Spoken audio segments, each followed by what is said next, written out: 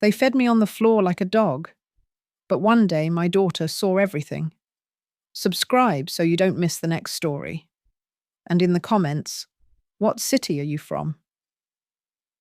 I wake up before the house stirs. I always do.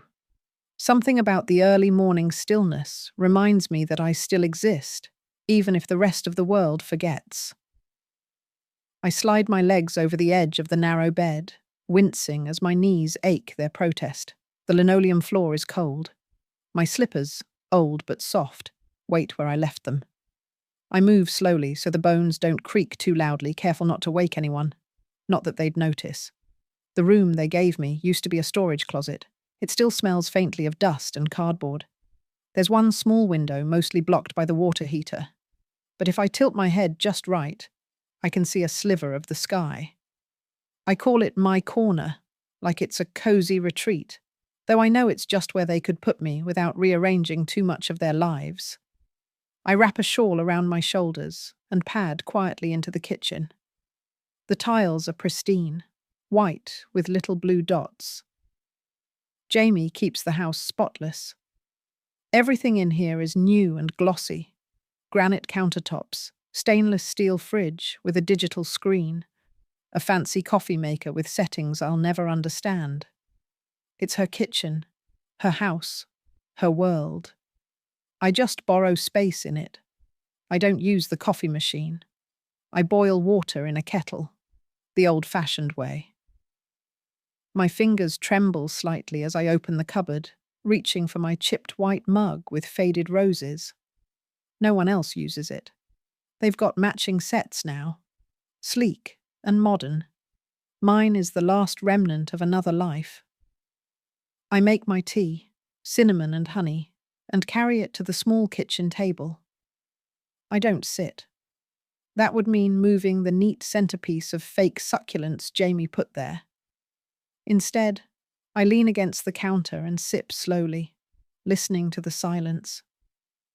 It's the only part of the day that's mine. Later, the sound of footsteps and the slamming of cupboard doors announces the house waking up. Jamie is already dressed, her hair sleek, makeup immaculate. She doesn't acknowledge me at first, just breezes in and starts clattering pans. Denny, my son, shuffles in, scratching his head, yawning. He nods at me, not quite looking. The kids come down last, Tyler and Madeline glued to their phones. "Mum," Jamie says, glancing at me from the corner of her eye, "could you hand me the butter from the fridge?" I oblige. That's my role here. Quiet help. Butter, salt, napkins. I move around the kitchen like a shadow. I don't mind helping. I always liked being needed.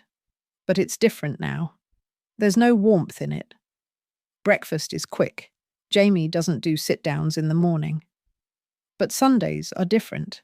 Sundays are for the family lunch. It's Jamie's tradition, though she makes it seem like it's ours. She cooks something elaborate, sets the dining table with placemats and cloth napkins, lights a candle. The table itself is beautiful, wide, oak, glossy, bought with their wedding money. 6 chairs, each with cushions. Except one Sunday, mine had no cushion.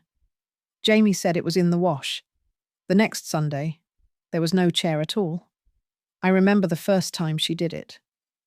"Oh, Mum," Jamie said, balancing a tray in her hands. "You'll be more comfortable in the living room. We set up a nice little spot for you there." I blinked, confused. "In the living room?" "Yeah, you know, by the coffee table. It's lower. Easier on your knees, right?" I looked around. Everyone else was already sitting, unfolding napkins, chatting about football and school. No one seemed to notice I was standing. Jamie smiled like she was doing me a favor. I can sit at the table," I said, my voice uncertain. "I always have." "Oh, don't worry about it," she chirped. "I already put your plate out there." She meant it. There it was, a plate with roast chicken, potatoes, and green beans, placed neatly on a tray set on the floor beside the couch. No cushion, no chair, just the floor. My knees did hurt. They always had, but not enough to keep me from a chair. I hesitated, but no one said a word. Denny was talking to Tyler about baseball stats. Madeline was giggling at something on her phone. The seat next to Denny remained empty, but no one offered it. No one even looked up. I went to the living room and sat down, slowly, carefully, lowering myself to the carpet. I tucked my skirt beneath me, trying to maintain dignity like I used to in church. I balanced the tray on my knees and ate in silence while my family laughed and passed bread rolls in the other room. I told myself it was fine, that they meant well, that maybe it was just that one time. It wasn't. The next week, there was no chair for me again, and the week after that, and the week after. They began calling it my cozy spot. Jamie started decorating around it. A blanket, a candle, a framed quote. Gratitude turns what we have into enough. I started hearing the kids call it the dog corner when they didn't know I was listening. One Sunday, as I was reaching for my tray, Tyler joked, "Careful, Nana. Don't bite if I get too close to your food." Laughter erupted. Jamie laughed too. Denny didn't say a word. I tried to smile, tried to laugh along, but something inside me tightened, a little more each time. It wasn't just the tray on the floor. It was everything. The way Jamie sighed when I entered a room, the way Denny stopped asking about my day, the way Madeline rolled her eyes when I spoke, the way I began shrinking into silence. I used to read bedtime stories. I used to bake cookies and bring them to school events. I used to be someone. Now I was just Mom, not in the warm, loving way, but as a burden, as someone to manage, someone who takes up space. I remember once I tried to bake a pie. My hands aren't as steady, but the crust came out golden. I was proud. Jamie wrinkled her nose. "Oh," she said. "You used the last of the cinnamon. I was saving that." I apologized. She tossed the pie into the trash when I wasn't looking. Tyler told me later. He thought it was funny. That night, I lay in my little room and stared at the ceiling. The water heater hummed. I tried to remember the last time someone hugged me without obligation. I think it was the day Denny married Jamie. I had worn a blue dress. Jamie didn't like it, said it was a little loud. But Denny said I looked beautiful. He kissed my cheek and whispered, "Thanks for everything, Mum."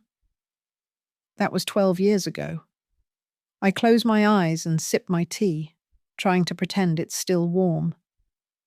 I used to think people stopped noticing you only when you were gone. That absence is what made a person invisible. But now I know. You can fade away right in front of them, slowly, like morning fog, and no one will say a word. That's how it happened to me. Not with an explosion, but with soft neglect, a quiet crumbling. After the tray on the floor Sundays became routine, the rest followed without fanfare. One morning I realized I no longer had access to the upstairs. Jamie had reorganized and stored things where I couldn't reach them. My favorite pillow disappeared. The bookshelf I used. Gone. My mug with the roses. Replaced once by a plain white cup. I found mine later in the garage, coated with dust. Every time I asked about something, the answers were light and smiling. "Oh, I thought you didn't need that." Or, "We're simplifying things." Or, "You left it out. I assumed it was garbage." I stopped asking. The small room felt smaller, the air heavier. My name wasn't spoken unless someone needed something or I'd done something wrong. Denny started calling me Ma again, like I was a stranger who needed reminding of my place. Jamie began correcting the way I folded towels, saying she had a system. One night, I opened the fridge to make tea and found nothing familiar inside. My teas were gone, tossed or donated, replaced with matcha powders and collagen smoothies. I cleaned out the junk, Jamie said cheerfully, twirling her hair. You're welcome. I thanked her. At dinner, they stopped including me in conversations. It wasn't that they silenced me, they just talked around me, over me. I could say something, a comment about a movie, a memory from my childhood, even a compliment, and no one would respond. It was like throwing words into a canyon and waiting for an echo that never came. One night, I dropped a fork. It slipped from my fingers as I tried to set my tray down in the living room. It clanged on the hardwood floor and rolled beneath the couch. I groaned and reached for it, wincing. My back doesn't bend the way it used to. I thought no one had noticed, until I heard Tyler mutter behind me, "Geez, Nana's going feral." Jamie laughed. I froze in place. Not because of the words, I barely understood them, but because of the tone. The cruelty was casual, not sharp, not intentional. That made it worse. They weren't trying to be mean. They were just being themselves. Denny didn't say anything. He scratched his arm and looked at his phone. Later that night, I found my old planner in a box of junk mail, the one with family birthdays, favourite recipes, grocery lists. I used to jot down little notes in the margins. On one page, dated 5 years ago, I'd written, "Tyler loves peanut butter cookies. Bake for his birthday." I read it twice, then a third time. I hadn't baked in over a year. I left the planner on my nightstand, unsure why. Maybe to remind myself that I used to be someone with a role, a function, a place in their lives. One rainy Wednesday, I gathered the courage to speak. Denny was in the garage, working on the lawnmower. He looked tired, older than he should at 48. I hesitated by the door before stepping in. "Denny," I said, "can we talk?" He blinked. "Sure, Ma. What's up?" I've been feeling a little unwelcome," I said. My voice sounded thinner than I wanted. "Sometimes I feel like I'm in the way." He scratched his jaw, not meeting my eyes. "What are you talking about?" "Well, the tray on the floor, for one, and the way Jamie talks to me sometimes. The way the kids—" "Oh, come on," he groaned. "Not this again." I flinched. "Again?" He sighed, dropping his wrench. "You always do this. You make a big deal out of nothing. Jamie's doing her best. She cooks, she cleans, she's raising 2 kids. And you just sit around and sulk." "I don't sulk," I whispered. "You sulk, Ma. You sit in your little corner and pout because no one's giving you a gold star for being here." That hurt, more than it should have. "I'm not asking for a star," I said. "Just a seat." He threw his arms up. "You want a chair? We'll get you a chair. But don't guilt trip us every time something doesn't go your way. This isn't your house." No, it wasn't. I nodded, turned, and walked back to my little room. He didn't follow. That evening, the new chair didn't appear. In fact, nothing changed. Except now Jamie began saying things louder, almost as if for my benefit. One afternoon, I overheard her telling Madeline, "You know, your grandma acts helpless, but don't fall for it. That's how old people control you. It's all passive aggression." Madeline nodded. She's always listening. Creepy. I sat in my room, staring at my hands. Wrinkled, spotted, stiff in the morning, but still mine. Still capable of holding love, of braiding hair, of tucking in children, of lifting casseroles from the oven. These hands had written thousands of library checkout cards, had typed dozens of school newsletters, had packed 100 lunches. They weren't passive. They weren't helpless. But here, in this house, they were irrelevant.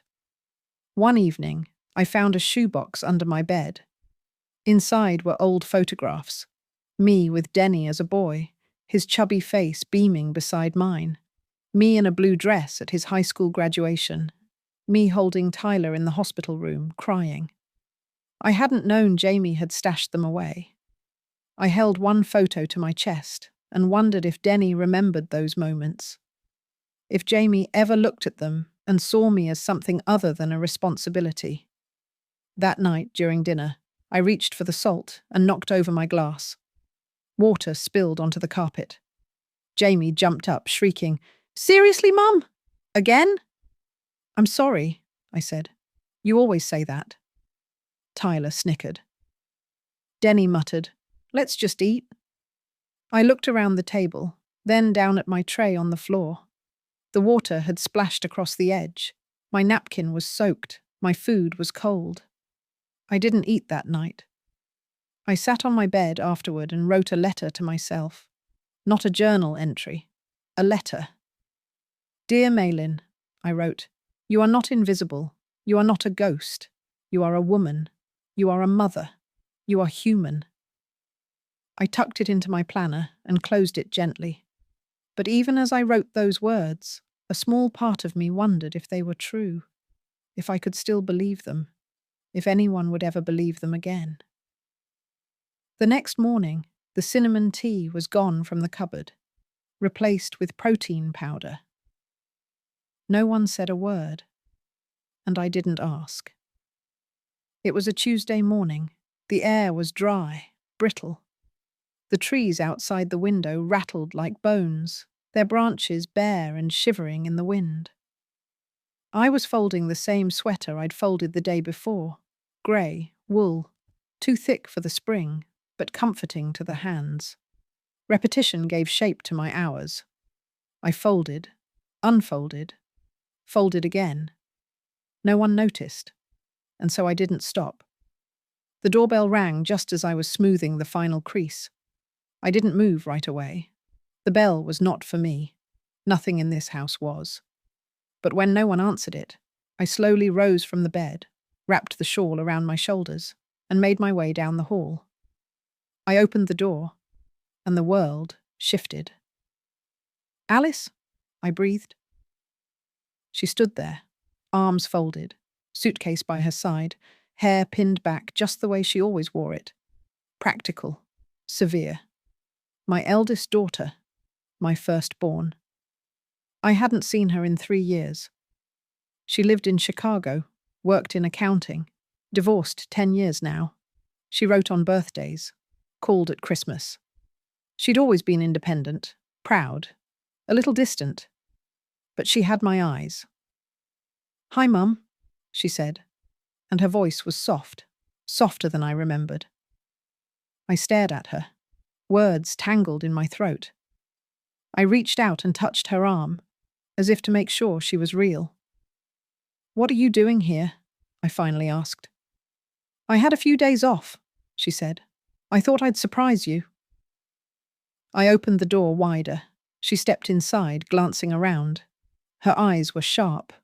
They always were. They missed nothing. "This place is different," she said. "Yes," I murmured. "Jamie's style." "Clearly?"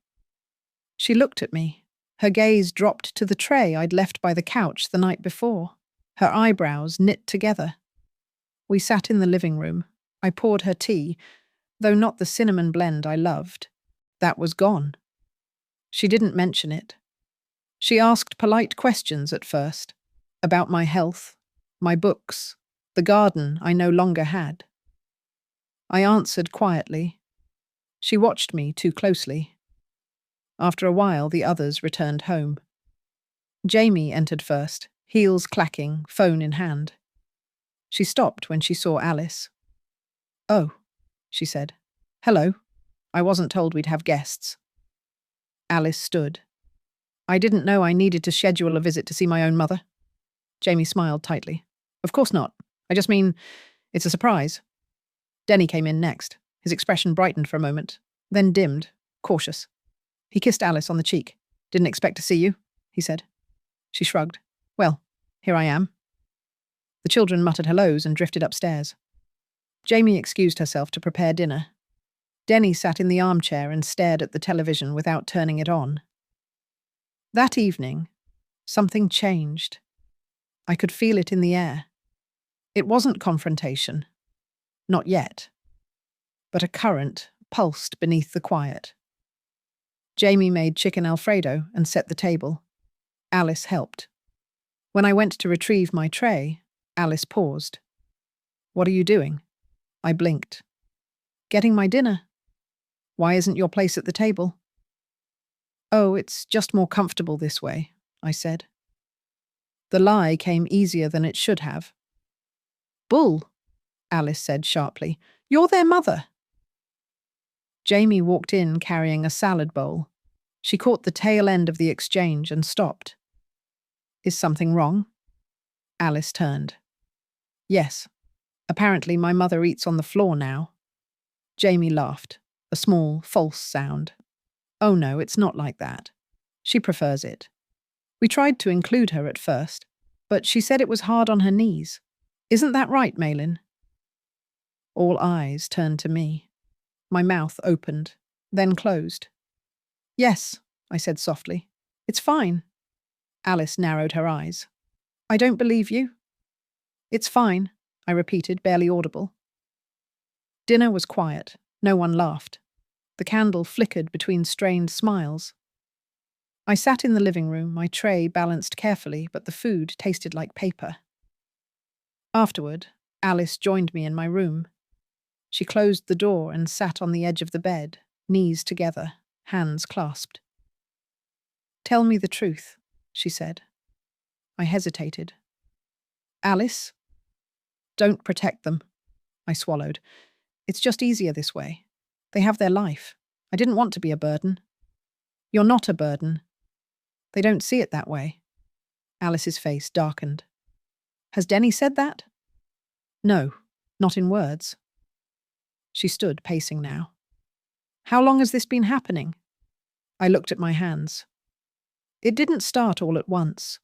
First, it was the chair, then the food, then the jokes. "What jokes?" I told her.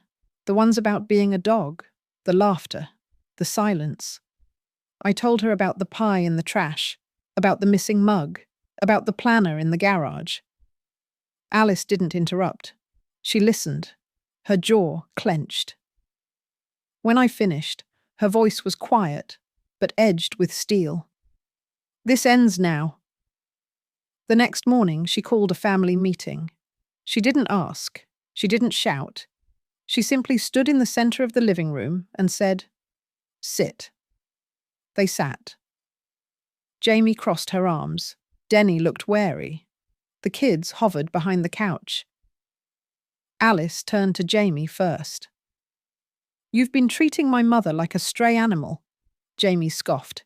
"Excuse me? She eats on the floor. You let your children mock her. You've erased her from this house. That's ridiculous. I'm not finished." Jamie opened her mouth, closed it.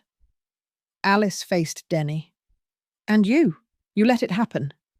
He bristled. "It's not that simple." "It is," Alice said.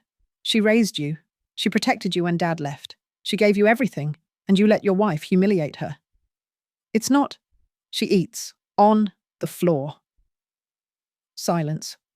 Alice turned to me. "Mom, do you want this?" I shook my head, tears stinging. "No." She nodded, then looked back at the room.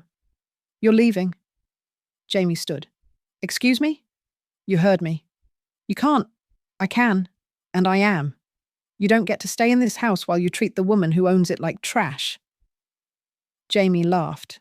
"She doesn't own it. Denny does." Alice smiled coldly. "Actually, the deed is in Mom's name. Denny's name was never added. I checked this morning." Jamie's face drained of colour. Denny stared at me. "You never changed it." I shook my head. He said nothing. Jamie sputtered. "This is absurd." Alice pointed at the door. "You have 2 hours." The kids looked between them, wide-eyed. Tyler opened his mouth, then shut it. Jamie hissed, "Come on," and stormed upstairs. No one spoke. When they were gone, I stood in the empty hallway. The silence was different now. Not heavy, clean. Open. Alice came beside me, placed a hand on my shoulder. I'm sorry I didn't come sooner. I leaned into her touch.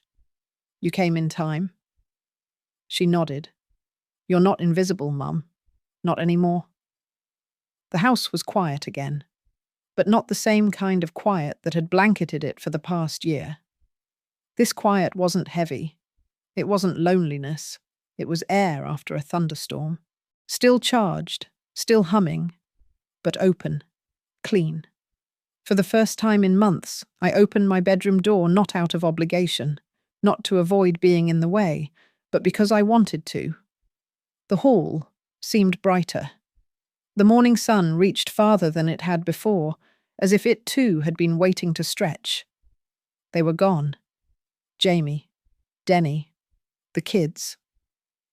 I hadn't asked where they were going or for how long. Alice had made it clear that she would deal with the logistics. Let them figure it out, she'd said. They're adults. I hadn't known whether to cry or laugh, so I did both.